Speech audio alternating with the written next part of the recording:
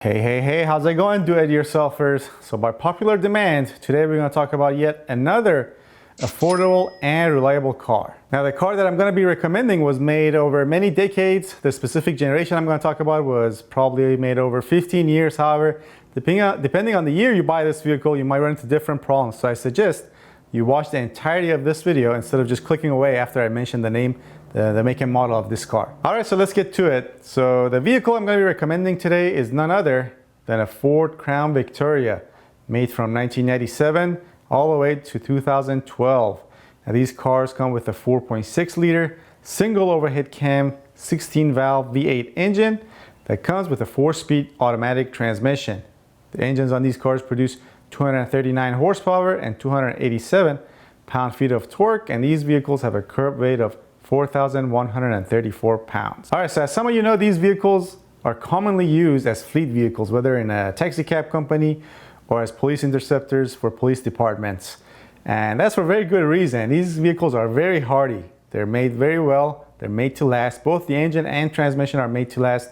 They do have some common problems that we're going to talk about in a little bit, but overall these were mules. Back in the day, were known as mules, as in, you could beat up on them, abuse them, and they would just keep on going. All right, so next I'm going to list some problems that these engines might have. And to clarify things, when I list problems, when I recommend the vehicle as a reliable vehicle, and then I go through some problems that that car has, that doesn't mean that the car is unreliable. People are confused and leave comments in the comment section saying, oh, you recommended this Hyundai or whatever, yet you're listing all these problems that this engine might develop. Why you recommend this car as reliable? I'll just buy a Toyota Camry that has no problems.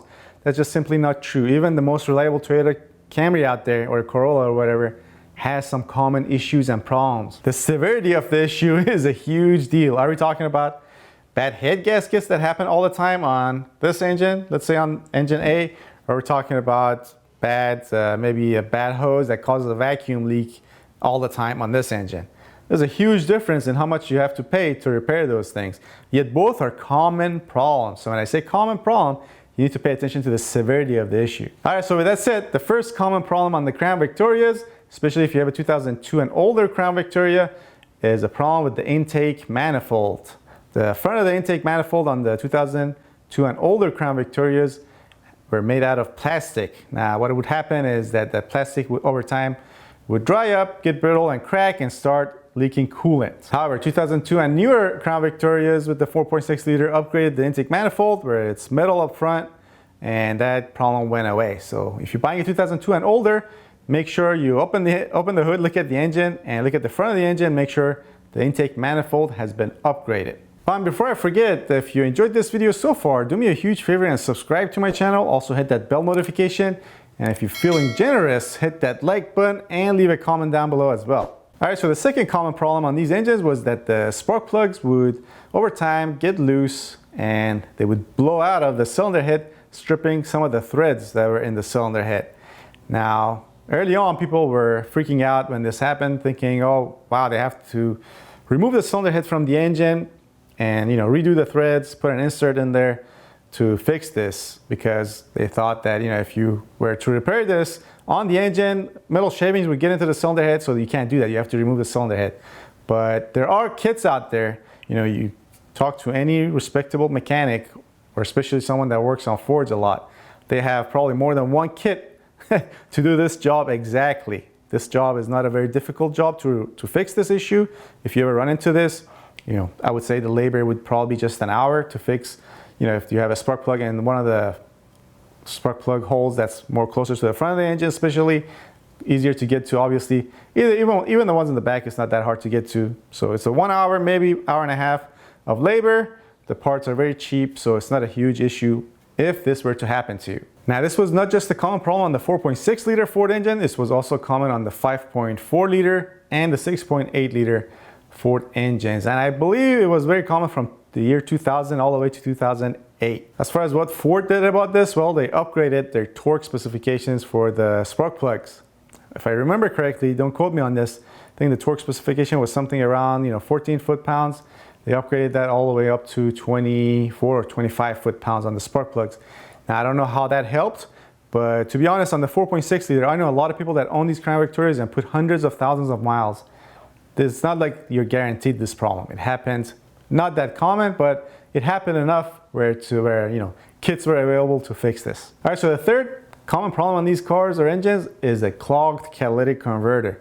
Now again, this doesn't happen very often, especially if you maintain your car.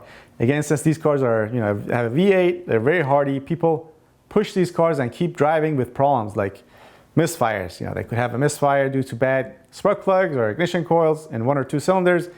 They have a check engine light, they ignore it, and they just keep on driving. They put all that unburned hydrocarbons down the exhaust pipes, clogs up the catalytic converter. So, when you're buying one of these, hopefully you bought it from someone that took care of it, or make sure you take care of it yourself, and you should not have to deal with this issue, or at the very least delay this until well above 200,000 miles. All right, so the sales of these cars in the retail market got very low in around 2008, so Ford stopped selling them to the retail, to the general public. However, from 2008 to 2012, Ford was still selling these as fleet vehicles, whether taxi companies or police departments. And if you can get your hands on one, that's what I would recommend. I would recommend you get a 2008 to 2012 Ford Crown Victoria that was used as a police interceptor, because those cars came with even more upgrades. They have upgraded suspension parts, the cylinder heads, I believe, and the camshafts were upgraded on those cars. And even more important than that, they had some safety upgrades. So it's very important, if you can get your hands on one, get a police interceptor, preferably from 2008 to 2012, especially since those did not have the problem with the spark plugs blowing out. Oh, and if you're wondering, these 4.6 liter engines were also used in different make and models, not just the Crown Victorias. They were used in 1997 to 2012 Lincoln Town Cars and 97 to 2012 Mercury Grand Marquis. And in fact, looking on Craigslist in my area, which is Southern California, there's a 2006 Mercury Grand Marquis with 91,000 miles, and they have a picture of the certificate of the smog or the emissions test that it passed for $4,000. To me, that's a pretty fair deal, and it looks in pretty good shape as well. And I'm sure I can, or actually no, not me, my cousin Tony, which is a used car dealer, can talk them down to $3,000, which would be a really good deal. Now, the weak point when arguing for this car is actually not the reliability, in my opinion. I know people that have driven these cars on the original engine and transmission well above 400, 500,000 miles. The problem is that these cars are V8, they're not very efficient, so they get poor gas mileage. City driving, they get 15 to 17 miles per gallon, I believe. On the highway, they get 22 to 25 miles per gallon. So, that's kind of rough, to be honest. However, if you do a lot of freeway driving, drive a lot on the highway, getting close to 25 miles per gallon is not super bad when you're dealing with a used car that you can get for under $3,000. So yeah, subscribe and hit that bell notification. Leave questions down below in the comment section. And if you want to see more reliable cars that few people talk about, I put links to 2 other videos, one on this corner right here, one below it, that you can check out and enjoy. All right, thanks for watching. I'll see you guys soon.